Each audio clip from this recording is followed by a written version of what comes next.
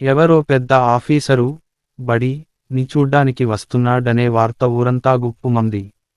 Head teacher Rajareddy sir చుట్టుపక్కల స్కూళ్లలోని టీచర్లకు, ఊర్లోని పెద్దలకు, మండలంలోని విలేకరులకు ఆ రోజు స్కూల్లోనే అదిరిపోయే విందు భోజనాలు ఏర్పాటు చేస్తున్నాడనే వార్త ఎంత రహస్యంగా ఉంచాలన్నా కుదరలేదు. ఎందుకంటే మైదుకూరు నుంచి వచ్చిన వంట మాస్టారు బిర్యానీ భాష, అతని అనుచరులు చేస్తున్న వంటల గుమగుమలు ఊరంతా వ్యాపించి అసలు విషయానికి అందరికీ తెలిసిపోయేలా చేసింది. పెద్దాఫీసరును ఎలాగైనా మెప్పించాలని వారం రోజుల నుంచి రాజారెడ్డి సారు క్షణం తీరిక లేకుండా ఏర్పాట్లు చేస్తున్నాడు. మొత్తానికి స్కూలు కొత్త పెళ్లికూతురులా ముస్తాబైంది. రంగుల షామియానాలు, కొబ్బరి ఆకుల తోరణాలు, అందమైన ముగ్గులు. స్కూలు పక్కనున్న తార్ రోడ్డు మీద నుంచి బస్సులు, ఆటోల్లో వెళ్లే ప్రయాణికులు ఆసక్తిగా గమనిస్తూ వెళుతున్నారు. Good morning sir, Ramappa Chennayya సార్ను పలకరించాడు. ఏదో పరధ్యానంగా ఉన్న చెన్నయ్య సార్, రామప్ప పిలుపుతో ఆలోచనల నుంచి బయటికి వస్తూ, రా రామప్ప, కూర్చో అంటూ కుర్చీ చూపాడు. అదో చిన్న పల్లెటూరు. ఊరికి ఓ వైపున ఉన్న ఎలిమెంటరీ స్కూల్, కొత్తగా వేసిన తార్ రోడ్డుకి ఇటువైపు చుట్టూ ప్రహారీ గోడతో ఉన్న 3 గదులు, అటువైపు 2 ఏళ్ల క్రితం కట్టిన అదనపు తరగతి ఉన్నాయి. ఆ గదిలోనే 5వ తరగతి పిల్లలకు రోజూ చెన్నయ్య సార్ పాఠాలు చెబుతుంటారు. చెన్నయ్య సార్ కూర్చున్న కుర్చీ పక్కనున్న ప్లాస్టిక్ కుర్చీలో రామప్ప కూర్చు అన్నాడు. అక్కడ 40 మంది ఉండాల్సిన పిల్లల్లో ఆ రోజు 5-6 మంది కంటే ఎక్కువ లేరు. మిగతా పిల్లలంతా స్కూల్లో వంట కార్యక్రమాల్లో సాయం చేయడానికి వెళ్లారు. అబ్బరాత్రంతా నిద్రలేదు సార్. తిరునాళ్ళ లేపాడు పెద్దసారు. 2 పొట్టేళ్లు కోయించాడు. 60 కేజీల చికెను, ఇంకా 10 కేజీల పచ్చాపలు ఫ్రై కంట. ఆ వచ్చే ఆఫీసరు సంగతేమో కానీ పెండ్లిమైన ఖర్చు పెడుతున్నాడు అంటూ ఆశ్చర్యం ప్రకటించాడు రామప్ప. స్కూలుకు కొంచెం దూరంలో చిన్న బంకు పెట్టుకొని బతుకుబండి లాక్కొస్తున్నాడు రామప్ప. 10వ తరగతిలో చదువు మానేశాడు. మంచి ఆలోచనాపరుడే కాని మెల్లకన్ను, సన్నగా, చూడ్డానికి అమాయకంగా ఉంటాడు. పేపర్ చదవడానికి ప్రతిరోజూ చెన్నయ్య సార్ దగ్గరికి వస్తాడు. ఎంతోమంది టీచర్లు ఆ స్కూలుకు వచ్చినా చెన్నయ్య సార్ లాంటి మంచి మనిషి ఇంతవరకు రాలేదని రామప్ప నమ్మకం. చదువు, లక్ష్మీదేవి గురించి ఏమైనా తెలిసిందా రామప్ప? ఆతృతగా అడిగాడు చెన్నయ్య సార్. లేదు సార్, అయినా ఆయమ్మి గురించి మర్చిపోండి సార్, లేకపోతే మీకు శానా సమస్యలు వస్తాయి. ఇప్పటికే మీ ఇద్దరి గురించి ఊర్లో రకరకాలుగా అనుకుంటున్నారు హితవు చెప్పాడు రామప్ప. చెన్నయ్య సార్కు 24 సంవత్సరాలుంటాయి. ఎత్తు మనిషి, ఎత్తుకు తగ్గలావు, చామంచాయ, అయినా ముఖంలో గొప్ప కళ. చిన్న అప్పటి నుంచి చదువులో అద్భుతంగా రాణించేవాడు. కానీ విధి పగబట్టి 5వ తరగతిలో నాన్నను, 10వ తరగతిలో అమ్మను దూరం చేసి దిక్కులేని అనాథగా మార్చింది. అయితే దేవుడు సైన్స్ మాస్టర్ కృష్ణారెడ్డి సార్ రూపంలో ఆదుకున్నాడు. రాత్రి వెంకట్రామయ్యను పోలీసులు విడిచిపెట్టారంట సార్. రాజమ్మ, అదే సార్ వెంకట్రామయ్య భార్యతన. 2 పిల్లలతో వెళ్లి రాజారెడ్డి సార్ కాళ్ళు పట్టుకునే సరికి ఎవరెవరితోనో మాట్లాడి మొత్తానికి విడిపించుకుని వచ్చాడు. సారు గొప్పదనం ఊర్లో కథలు కథలుగా చెప్పుకుంటున్నారు. వెంకట్రామయ్య ఒకప్పుడు బాగా బతికిన రైతే కానీ మందుకు బానిసై నాటుసారా కాయడం మొదలుపెట్టి పోలీసులకు దొరికిపోయాడు. పిల్లలకు యా పొద్దు ఒక్క అచ్చరం ముక్క చెప్పకపోయినా ఇట్టాంటి పనులు చేసి ఊర్లో వాళ్ళు తన జోలికి రాకుండా చేసుకుంటాడు పెద్దసారు. కనీసం 20 లక్షలు ఊర్లో అప్పులు ఇచ్చి ఉన్నాడు. 2 రూపాయల వడ్డీకి. మొన్నటికి మొన్న పోలేరమ్మ గుడికాడ పెద్దాయన విగ్రహం పెట్టించి సర్పం సోమిరెడ్డి నోరు మూయించాడు. రాజారెడ్డి సార్ లీలలన్నీ వరుసపెట్టి చెప్పుకొచ్చాడు రామప్ప. చెన్నయ్య సార్ యాంత్రికంగా వింటున్నాడు తప్ప అతని మనసు లక్ష్మీదేవి ఆలోచనలతో నిండిపోయి ఉంది. 4 రోజులైంది తనని చూసి. ఎక్కడికెళ్ళిందో, ఏమైపోయిందో కిటికీలోంచి బయటికి చూశాడు. పచ్చని వరిపైరు మధ్యలో లక్ష్మీదేవి నిలబడి ఉన్నట్లు అనిపించింది. నారాయణ రెడ్డి 10 ఎకరాల పొలం పక్కన తరగతి గది ఆనుకుని ఉన్న అర్ధెకరం. లక్ష్మీదేవి అమ్మదేనట. తను పుట్టిన 3వ ఏట తండ్రి దేశాలు పట్టి వెళ్ళిపోయాడట. ఆ దిగులుతో లక్ష్మీదేవి తల్లి మానసికంగా కుంగిపోయి రోగిష్టిలా తయారైందట. రామప్పే చెప్పాడు ఈ సంగతులన్నీ. వరినాట్లు వేసే స్త్రీల మధ్య బాపు బొమ్మలా ఉన్న లక్ష్మీదేవిని మొదటిసారి చూశాడు చెన్నయ్య సారు. ఆ తర్వాత రోజు ఆమెను గమనించేవాడు. కల్మషం లేని నవ్వు, సహజ సౌందర్యం. నండూరి ఎంకిలా, భావ, కవుల ఊహా ప్రేయసిలా రకరకాలుగా అనిపించేది తనకు.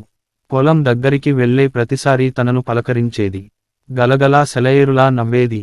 తను ఏమైనా చిరుతిండ్లు తింటూ ఉంటే సంకోచం లేకుండా చెన్నయ్య సార్కి పెట్టేది. పోయిన నెల తన గురువు, తన దైవం, సర్వస్వం అయిన కృష్ణారెడ్డి సార్ హార్ట్ ఎటాక్తో చనిపోయాడని తెలిసి అంత్యక్రియలకు వెళ్లి వచ్చినప్పటి నుంచి తను ముభావంగా ఉండేవాడు. సారుతో తన అనుబంధం గుర్తొచ్చి కన్నీళ్లు ధారగా కారిపోయేవి. జీవితం శూన్యంగా అనిపించేది. ఆ దిగులు సముద్రంలో కొట్టుకుపోతున్న అప్పుడు 4 రోజుల క్రితం తాను ఒంటరిగా గదిలో ఉన్న అప్పుడు ఎదురుగా వచ్చి నిలబడింది. హఠాత్తుగా గాఢంగా కౌగిలించుకొంది. పెదవులపై ముద్దు పెట్టుకొంది. షాక్లోంచి తాను కోలుకోకముందే చదువు చెప్పిన సారు పోయాడని చిన్న పిల్లోని లెక్కన ఏడుస్తాండావు.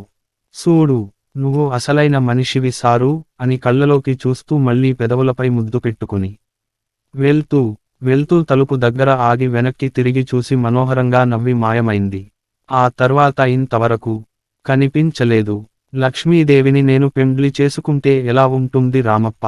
సూటిగా అడిగాడు చెన్నయ్య సారు.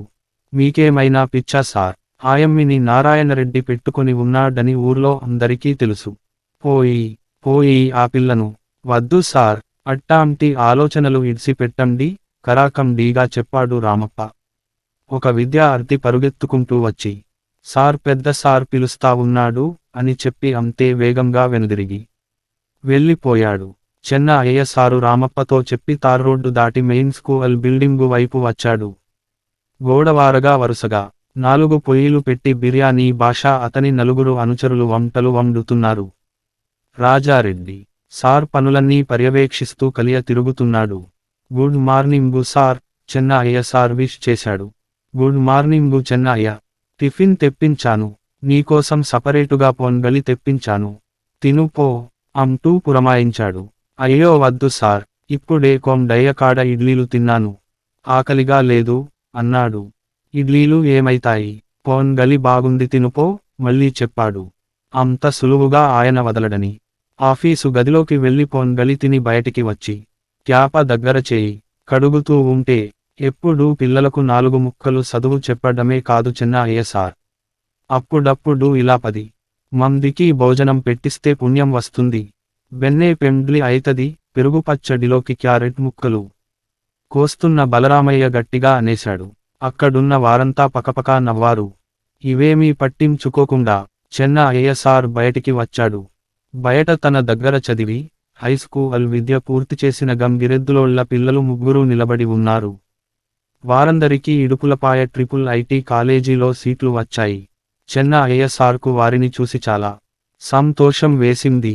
మీరు లేకపోయి ఉంటే మా చదువు మధ్యలోనే ఆగిపోయి ఉండేది సార్, అంతా మీ దయ అన్నాడు సైదులు అనే విద్యార్థి. అదేం కాదురా, మీరు కష్టపడి చదివి సీటు తెచ్చుకున్నారు. ఇంకా బాగా చదవాలి అని వారిని ప్రోత్సహించి పంపాడు. ఇక అక్కడ తనకు ఏమీ పనిలేనట్లు దూరంగా ఉన్న భూతప్ప స్వామి దేవాలయం వైపు బయలుదేరాడు. దారిలో 5-6 మంది పిల్లలు తనను అనుసరించారు. కడప శ్రీశైలం బస్సు ఎదురైంది దారిలో. సమయం 12 కావస్తోంది అనుకున్నాడు చెన్నయ్య సారు. దేవాలయం తనను హరిత హస్తాలతో ఆహ్వానిస్తున్నట్లు అనిపించింది. బోరింగు దగ్గర చల్లని నీరు తాగి అరుగు మీద కూర్చు అన్నాడు. పిల్లలు పక్కన కూర్చు అన్నారు. ఆయనకు పిల్లలంటే ఇష్టం. వారితో మాట్లాడడమంటే ఇష్టం. కలిసి ఆడటం, పాడటం, కలలు కనడం, కల్మషం లేకుండా జీవించడం ఇష్టం. తనకు బ్యాంకులో మేనేజరు ఉద్యోగం వచ్చినా వదులుకొని స్కూల్ టీచరుగానే ఉండిపోయాడు. ఆ ఇష్టం కారణంగానే అరే ఆ ఈగలు తోలుకోరా సామి, చూల్లేక సస్తున్నాం. జాఫర్ అనే విద్యార్థి మోకాలు గాయం మీద కూర్చున్న ఈగలు తోలుతూ చెప్పాడు పక్కనున్న విద్యార్థి. నీ పుండు పెద్దదైంది కదరా, మందు అయిపోయిందా అడిగాడు. ఇంకా ఉంది సార్, ఇది పోతాంది వచ్చాంది ఈగలు తోలుకుంటూ చెప్పాడు జాఫర్. రాజారెడ్డి సారు ఊర్లో పెద్దలతో తలుపు వేసుకొని మీటింగ్లో ఉన్న అప్పుడు పిల్లలు అల్లరి చేశారని మగపిల్లల్లో కొందరిని బడి చుట్టూ మోకాళ్ల మీద ఒక రౌండ్ కొట్టించాడట. చాలామందికి మోకాళ్ల దగ్గర చర్మం ఎర్రగా కమిలి రక్తం కారింది. చెన్న అయ్య సార్ ఆయింట్మెంట్ తెచ్చి ఇచ్చాడు. జాఫర్ విషయానికి లో చీము పట్టి గాయం కాస్త పుండుగా మారింది. నమస్తే చెన్న అయ్య సార్. ఎవరిదో పిలుపు విని తలెత్తి చూశాడు. ఎదురుగా టీవీఎస్ బండి మీద జనార్దన్ సారు. ఆయన పక్కనున్న పల్లెటూరి స్కూల్ హెడ్ టీచరు. నమస్తే సార్ రండి అని పిలిచాడు. ఆయన అక్కడి నుంచే మాటలు పెట్టుకున్నాడు. ఏం సార్, వంటలు ఎంతవరకు వచ్చాయి? అయినా మీ రాజారెడ్డి సార్తో ఏ విషయానికి లోనూ పోటీ పడలేం నాయన. ఖర్చుకు ఎనకాడడు, ఎంత దూరమైనా పోతాడు అన్నాడు జనార్దన్ సారు. చెన్న అయ్య సారు నవ్వి ఊరుకున్నాడు. అయినా నీకు ఇవన్నీ ఇష్టం ఉండదులే. వెంకటాపురం హైస్కూల్ టీచర్లు చెబుతా ఉంటారు, 10 ఊర్ల పిల్లలు అక్కడ ఉన్న అన్ని తరగతుల్లో మీ ఊరి పిల్లలే ఫస్ట్ వస్తున్నారంట. ట్రిపుల్ ఐటీలో కూడా మీ స్టూడెంట్స్కే సీట్లు వస్తున్నాయంట గదా. నువ్వు కష్టపడి చదువు చెపితే అదంతా రాజారెడ్డి సార్ అకౌంట్లో వేస్తున్నారు అన్నాడు. ఇంతలో రామప్ప వచ్చాడు. పెద్దసార్ మిమ్మల్ని పిలుస్తున్నాడు సార్, ఏదో రాయాలట అన్నాడు. చెన్న అయ్య సార్ బయలుదేరాడు. రామప్ప, జనార్దన్ సార్ ఏదో మాటల్లో పడిపోయారు. ఏంటి రామప్ప విశేషాలు అడిగాడు జనార్దన్ సారు. భోజనాలకు ఇంకా సమయం ఉంది. ఇప్పుడే అక్కడికి వెళ్ళి ఏమీ చేసేది లేదని అతని ఆలోచన. ఏముంటాయి సార్ విశేషాలు? ఇప్పుడు రాజారెడ్డి సార్ ఇచ్చే పార్టీ గురించి, పార్టీకి వచ్చే పెద్ద ఆఫీసర్ గురించే అందరూ మాట్లాడుకుంటున్నారు అన్నాడు రామప్ప. అంతా బాగానే ఉంది కానీ స్కూల్లోనే మందు తాగడం, రాజారెడ్డి సార్ విషయానికి లో నాకు నచ్చడం లేదు. మీ ఊళ్ళో వాళ్ళు ఏమీ అనరా? ఆరా తీశాడు జనార్దన్ సారు. ఆయన MLA మనిషి సార్, ఆయన జోలికి పోయే ధైర్యం ఎవరికుంది? మనసులో మాట బయటపెట్టాడు రామప్ప. చెన్న అయ్య సార్ తాగడా? అయ్యో దేవుడు సార్, ఆయన ఏమీ దురలవాట్లు లేవు. మహానుభావుడు. ఎవరో అమ్మాయితో ప్రేమ వ్యవహారం, ఉత్త పుకార్లు సార్. చెన్న అయ్య సారుకు అంతా సీన్ లేదు, వెనకేసుకొచ్చాడు రామప్ప. ఇంతలో విలేకరి ప్రసాద్ తన కొత్త పల్సార్ బండి మీద స్కూల్ వైపు వెళ్లడం ఇద్దరూ గమనించారు. చూశావా ఎంత ముందే వచ్చాడో? జనార్దన్ సార్ అన్నాడు నెమ్మదిగా. రేపు పేపర్లో చూడాలి నాసామిరంగా. ఉన్నేటి లేనేటి అన్నీ కలిపి రాజారెడ్డి సార్ను అక్షరాల మీద ఆకాశానికి ఎత్తుతాడు చెప్పాడు రామప్ప. భోజనాల వేళ కావస్తుండటంతో ఒక్క అక్కరుగా టీచర్లు, రాజారెడ్డి స్నేహితులు, చోటామోటా నాయకులు లొట్టలేసుకుంటూ రాజారెడ్డి సార్ పార్టీకి వస్తున్నారు. టీవీఎస్ ఎక్కి జనార్దన్ సారు రామప్ప కూడా బయలుదేరారు. కరెక్టుగా 1 గంటకు 2 కార్లలో మంది మార్బలంతో రాజు వెడల రవితేజములరలగా అన్నట్లు అధికారి దిగాడు. రాజారెడ్డి సారు తన చాతుర్యమంతా ఉపయోగించి ఆయనకు ఘన స్వాగతం పలికాడు. ఏకాంతంగా ఒక చెట్టు కింద పెద్ద టేబుల్ వేసి 20 రకాల వంటలు కొసరి వడ్డించాడు. మిగతా వారందరికీ వారి స్థాయికి తగ్గట్టు ఏ లోటు రాకుండా శ్రద్ధగా ఏర్పాట్లు చేశాడు. గంటసేపు అన్ని రకాల ఆహార పదార్థాలు తృప్తిగా భుజించాడు అధికారి. చివర్లో స్పెషల్గా కట్టించిన 500 రూపాయల స్పెషల్ కిళ్ళీ సమర్పించాడు వినయంగా రాజారెడ్డి సారు. ఇద్దరూ లేచి ఆఫీసు గదిలోకి వెళ్లారు. అధికారి ఏదో కవరు తీసి రాజారెడ్డి సార్ చేతిలో పెట్టాడు. అదేమిటో అర్థం కాక కవరు ఓపెన్ చేసి పేపర్లు బయటికి తీశాడు. 5 పేజీల ఉత్తరం, మొత్తం తన అవినీతి జీవితం గురించి ముఖ్యమంత్రికి వివరిస్తూ రాసిన లేఖ. అక్షరాలను చూసి పోల్చుకున్నాడు రాజారెడ్డి. ఆయనక కళ్ళు ఎర్రబడ్డాయి. కిళ్ళీ నములుతూ నిదానంగా, తున్పర్లు పడకుండా అనునయంగా చెప్పాడు అధికారి. ఇవన్నీ మామూలే, జాగ్రత్తగా ఉండాలి. కానీ మీ ఏర్పాట్లు బాగున్నాయి. పెళ్ళైన కొత్తలో మా అత్తవారు ఒకసారి ఇలాంటి విందు ఇచ్చారు. మళ్ళీ ఇప్పుడు మీరు గుర్తు పెట్టుకుంటాను. సొద్దరొట్టెల చాపల పులుసు, అబ్బా ఆ కాంబినేషనే సూపర్. అధికారి మెచ్చుకొంటే ఆ కిక్కే వేరు. కానీ రాజారెడ్డి సార్ మనసులో వీటికి మించి పగ బుసలు కొడుతోంది. అది ఒక పథకంగా రూపు దిద్దుకుంటోంది. అందరూ పీకలదాకా ఆరగించారు. ఊర్లో పెద్దలు మిగిలిన ఆహార పదార్థాలను క్యారేజీలు కట్టి ఇంటికి మోసారు. ఎవరికీ ఏ లోటు రాలేదు. ఇంకో 5 ఏళ్లు ఈ పార్టీ గురించే చెప్పుకున్నారు. 5 సంవత్సరాలు కాలగర్భంలో కలిసిపోయాయి. దళిత అమ్మాయితో ప్రేమ వ్యవహారం నడిపి ఆమె అదృశ్యం కావడానికి కారకుడయ్యాడని చెన్న అయ్య సార్ను సస్పెండ్ చేశారు అధికారులు. జైల్లో వేశారని కొందరు, వేలు మీద ఎక్కడో తిరుగుతున్నాడని కొందరు రకరకాలుగా చెప్పుకున్నారు. ఆ రోజు ఉదయం రామప్పకు ఒక వార్త తెలిసింది.